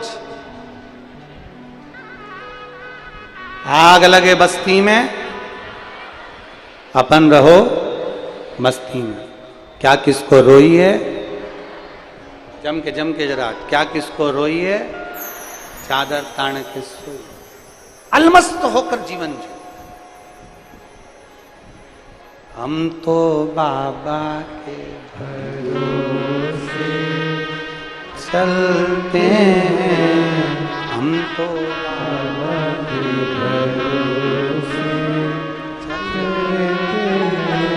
ये दुनिया वाले जलते हैं, ये दुनिया वाले जलते हैं, हम तो बाबा के भरोसे चलते हैं, हम तो बाबा के भरोसे चलते हैं। ये शिव है, शिव। आश्रित होकर चलो, समर्पित होकर चलो, डर कर नहीं, भय खाकर नहीं। अपना कर्म अपने को करना है, अपनी मेहनत अपने को करना है। कोई तुमसे कह दे ये वाली अंगूठी पहन लो तो मैं मेहनत करने की जरूरत नहीं पड़ेगी, समझ लेना बेवकूफ बना रहा। कोई तुमसे कह दे मेरे पास आकर बैठ जाओ, मैं तुम्हारे को ऐसा कर दूंगा कि जमीन में से सोने के हंडे निकल जाएंगे और तू करोड़पति बन जाएगा। अगर ऐसे हंडे निकलते होते और करोड़पति बनते होते तो सबसे पहले वही बन जाता। नहीं, अपनी लगन, अपनी मेहनत, अपना कर्म, अपना परिश्रम अपने को आगे बढ़ाता है। लगन में कमी मत आने दो, परिश्रम में कमी मत आने दो, अपनी मेहनत में कमी मत आने दो, अपने संघर्ष में कमी मत आने दो, बढ़ते बढ़ते। पार्वती मैया, माता जानकी जी, माता राधा जी, इन तीनों देवियों का अगर हम चरित्र का स्मरण करें, इन तीनों देवियों का अगर हम स्मरण करें कि ये तीन देवियों का अगर इनका पूरा पूरा व्याख्यान वर्णन करें तो समझ में आएगा कि पार्वती जी ने भी बहुत संघर्ष किया, सीता जी ने भी बहुत संघर्ष किया और राधा जी ने भी बहुत संघर्ष किया। बहुत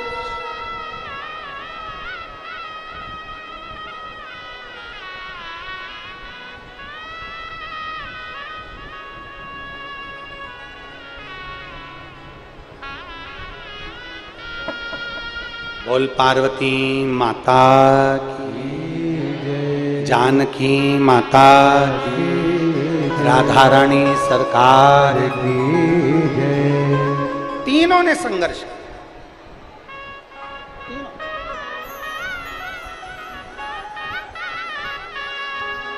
पार्वती मैया नंदी पर बैठकर देवादिदेव महादेव के साथ में आई।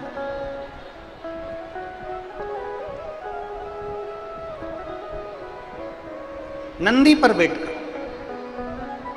अब पार्वती जी के जीवन में संघर्ष की पूंजी देखिए कितनी प्रबल है। नंदी पर बैठकर आई हैं।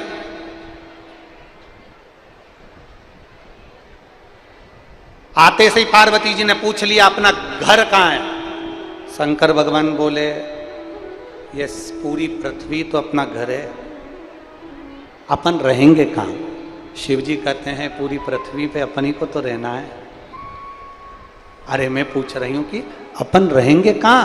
शंकर भगवान कहते बस यही, ये पूरा ब्रह्मांड, पूरी पृथ्वी अपना ही तो घर है। शिव जी ने कहा पार्वती, शिव जी कह रहे हैं पार्वती अब ये तुम्हारे ऊपर निर्भर करता है कि तुम्हें घर कैसा बनाना। एक स्त्री पर निर्भर करता है कि उसका घर कैसा उसको बनाना। एक स्त्री पर, एक नारी पर निर्भर करता है कि उसको कैसा घर बनाना। हमने एक कथा में कहा था घर बनाने के लिए दो अच्छे चाहिए। सुनी थी कथा? अरे बोलो तो जम के। घर अच्छा बनाना है तो दो अच्छे चाहिए। पहले नंबर पर मिस्त्री और दूसरे नंबर पर स्त्री। घर अच्छा बनाना है तो दो अच्छे चाहिए। एक मिस्त्री अच्छा चाहिए जो घर को अच्छे से बना दे, ढाल अच्छे से कर दे, सब कुछ अच्छा बना दे। और घर मिस्त्री बना भी देना, अगर मिस्त्री भी थोड़ा बहुत गड़बड़ है चलेगा, पर स्त्री गड़बड़ नहीं होना चाहिए। अगर स्त्री अच्छी है तो टूटे हुए झोपड़े को भी महल बना देती है। अगर स्त्री अच्छी है तो टूटे हुए झोपड़े को भी महल बना देती है। इसलिए मिस्त्री और स्त्री दोनों श्रेष्ठ होना चाहिए। मकान बनाने वाला मिस्त्री अगर मकान का ढाल सही नहीं रखता, बाथरूम का ढाल सही नहीं रखता तो पानी भरा रहता है, छत पे पानी भरा रहता है, पानी घर में टपकने लगता है। और स्त्री अगर ठीक नहीं है, जरा जरा सी बात में क्रोध करे, जरा जरा सी बात में चिड़चिड़ करे, जरा जरा सी बात में क्रोध, 1 मिनट में तो अच्छी रहे चंद्र घंटा और दूसरी देर में कुसमांडा। तो क्या मतलब? मिस्त्री और स्त्री ठीक हो। महाराज अपने कर्म को करो। शंकर भगवान माता पार्वती जी से कहते पार्वती जी तुम अपने कर्म में लग जाओ और खूब मेहनत करो अपने कर्म में। तुम में वो बल है कि तुम घर बना सकती हो। एक स्त्री में वो बल होता है कि टूटे हुए झोपड़े में भी अगर नारी संस्कारित है ना, अगर स्त्री संस्कारित है ना, तो टूटे हुए झोपड़े में भी अपनी पूरी जिंदगी निकाल लेती है। और अगर संस्कारित नहीं है ना तो 4 मंजिल का मकान भी छोटा पड़ जाता है। अगर संस्कार है तो टूटे झोपड़े में भी वो अपनी जिंदगी बना लेगी। इसीलिए हम हमारी बेटियों को हमेशा कहते हैं, थोड़ा हमारी बात का बेटियों को भी बुरा लग जाता होगा कि गुरुजी हर बार हम बेटियों से कहते हैं, पर हम अपनी भाषा में हमेशा अपनी बेटियों से कहते हैं कि बेटियों ध्यान रखना।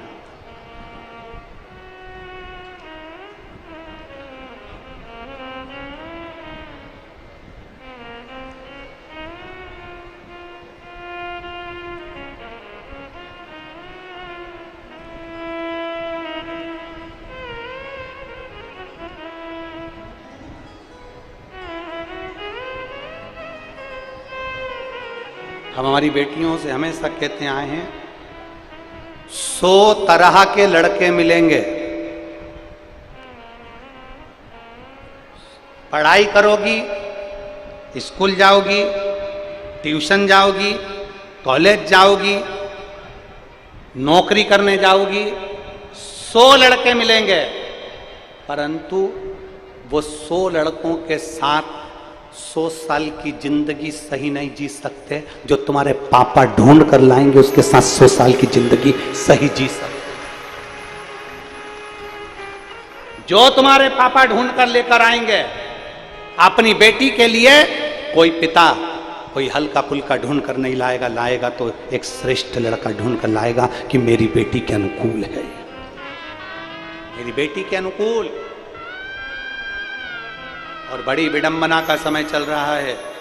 आज के ज़माने में लड़के ना जाने कौन कौन से धर्म के कैसे कैसे आते हैं, भुड़ भुड़ गाड़ी लेकर आएंगे, उनकी खुद की गाड़ी भी नहीं रहती, वो तो सुधरने आई थी।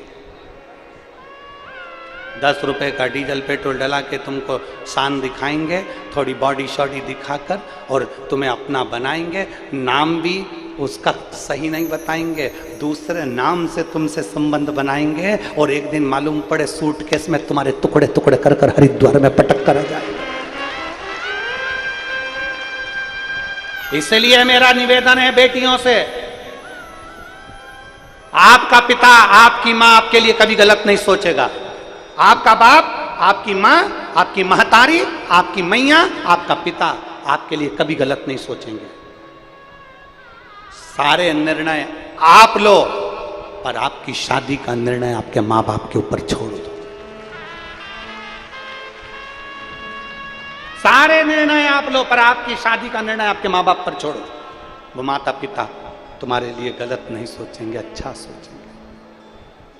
दोस्ती किसी से भी हो, ये धर्मगुप्त की दोस्ती थी, गलत जगह संगत में पड़ गया, एक दिन का गलत भोजन ग्रहण कर लिया उस धर्मगुप्त ने एक दिन का गलत भोजन ग्रहण कर लिया और मालूम पड़े रीछ के साथ धोखा कर दिया।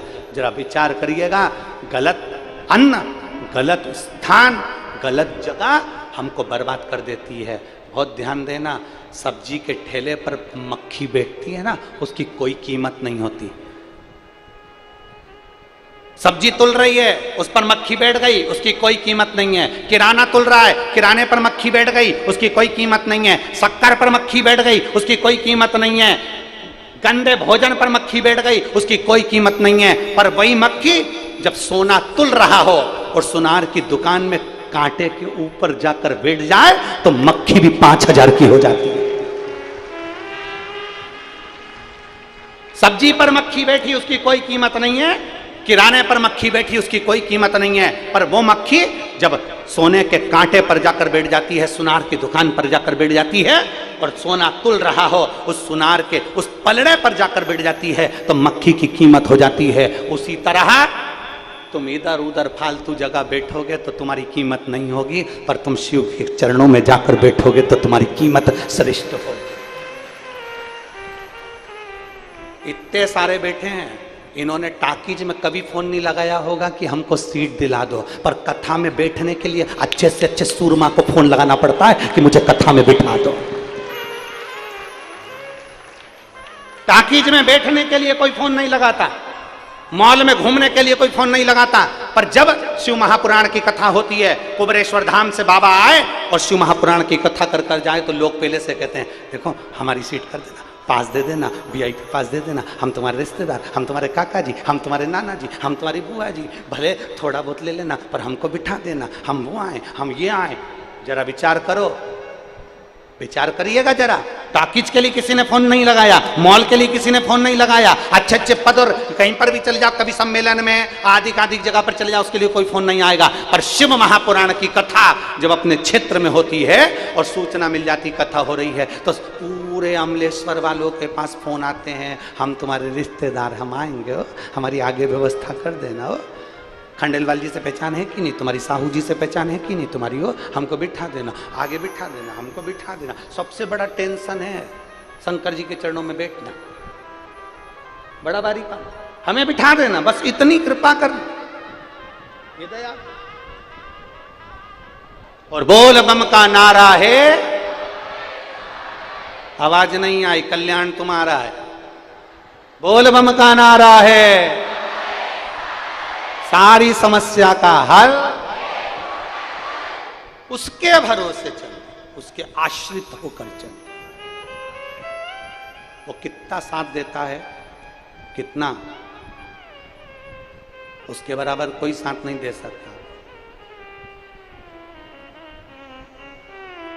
हम पहले भी कहे हैं, 1 बजे कथा चालू होती है, 1 बजे के पहले का टेम्परेचर आपके पंडाल का देखना, और 1 बजे से जब कथा सुनने बैठ जाओ तब सूर्य देवता भी धीरे धीरे हल्की हल्की छांव, फिर धूप, फिर छांव, फिर धूप, धीरे धीरे आपको सहलाते रहते हैं और आपको कथा सुनाते रहते हैं। ये उसकी कृपा, ये उसकी दया, उसकी करुणा। और मेरे भोले तेरा सहारा है, ये उसके आश्रित हुई है। एक पत्र देखिए,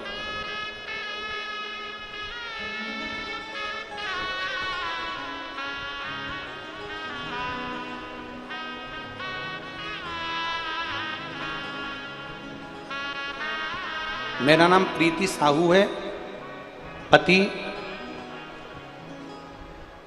मेरा नाम प्रीति साहू है, पति स्वर्गीय दीपक कुमार साहू, धर्मनगर रायपुर पचपेड़ी नाका छत्तीसगढ़ की रहने वाली हूँ। कहीं बैठी हो तो हाथ हिलाइएगा। मेरा नाम प्रीति साहू, पति स्वर्गीय दीपक कुमार साहू, धर्मनगर रायपुर पचपेड़ी नाका छत्तीसगढ़। मेरा मोबाइल नंबर ये है, कहीं बैठी हो तो हाथ हिला सकती हूँ। मेरा भैया अवधराम साहू छत्तीसगढ़ शासन पुलिस में सब इंस्पेक्टर में कार्यरत है, जिसका मोबाइल नंबर ये है। 10 मई 2024 को डॉक्टर के पास इलाज कराने के लिए हम उसको लेकर गए, तो डॉक्टर ने कहा कि इसको कैंसर हो गया है। मेरा भैया श्री अवधराम साहू जो छत्तीसगढ़ शासन पुलिस में सब इंस्पेक्टर है, उसका मोबाइल नंबर ये है। हम उसको डॉक्टर को दिखाने के लिए लेकर गए, तो डॉक्टर ने कहा कि उसको कैंसर हो गया है, और कैंसर भी 2nd स्टेज का हुआ है। इसका लीवर पूरी तरह से काम करना बंद कर दिया है। शुगर के कारण 61 वर्ष है, तो उम्र भी होने के कारण बस बड़ा मुश्किल है इसको बचाना। गुरुदेव, हम दिखाकर आए और लीवर के ऐसा लगा कि इसका लीवर बेकार हो गया, डॉक्टर ने कहा, और थोड़ी देर बाद इसको खून की उल्टी होने लगी। खून की उल्टी होने लगी, सबको लगा कि इसका लीवर फट गया। खाना पीना बंद कर दिया था, पेट में और सीने में जलन होने लगी थी, और सब परेशान हो गए। डॉक्टरों ने हमको बॉम्बे ले जाने का बोल दिया। डॉक्टर ने हमको बॉम्बे ले जाने का बोला। हम बॉम्बे ले जाने की तैयारी कर दी है, परंतु किसी ने सलाह दी कि आप एक काम करो, एक बार सीहोर जाओ और वहां से रुद्राक्ष लेकर आओ। गुरुदेव, हम सीहोर गए, मुंबई जाने से पहले हम सीहोर पहुंच गए और वहां से रुद्राक्ष लेकर आ गए।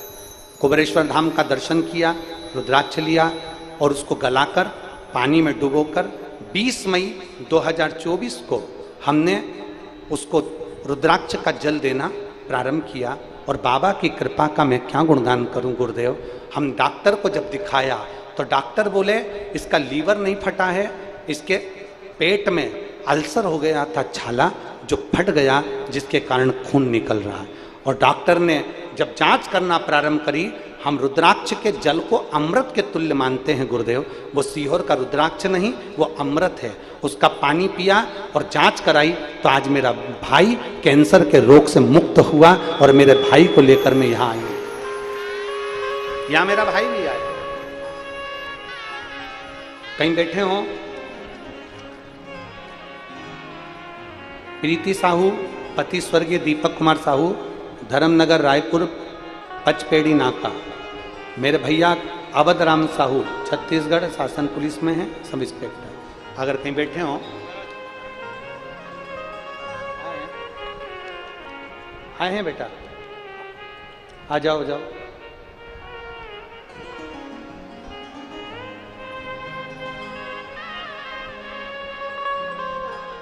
आज मेरा भाई पूर्ण तरह से ठीक है, मैं बाबा को धन्यवाद देने को। लाइन अच्छी लिखी है, आप और हम सब गुनगुनाते हैं। भोला सब दुख काटो, ओ भोला सब दुख काटो, शिव शंकर जपो तेरी माला, भोले बाबा जपो तेरी माला, भोला सब दुख काटो, ओ भोला सब दुख काटो। एक संघर्ष समय आता है, उससे निकल। ऐसा नहीं कि दुख पूरी जिंदगी रहता है, थोड़ा अगर भगवान का भजन का बल बढ़ाओगे दुख समाप्त हो जाए, दुख समाप्त। थोड़ा सा भजन का बल बढ़ाओ, दुख मिटे। माता पार्वती जी ने अपने तन के उपटन से एक पुतले का निर्माण करा, उसमें प्राण दिया, उसका नाम विनायक हुआ। द्वार पर बिठाए गए और भगवान शिव ने शीश काटा तो गणेश।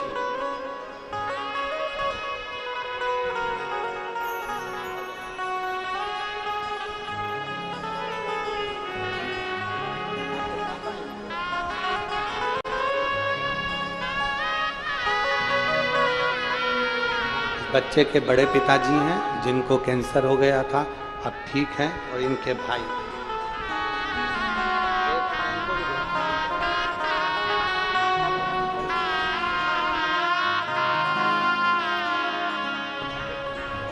शिव कृपा हो, कभी जीवन में अगर योग लगे, मौका लगे तो शंकर की कथा को सुनो और अपने जीवन में धारण करो।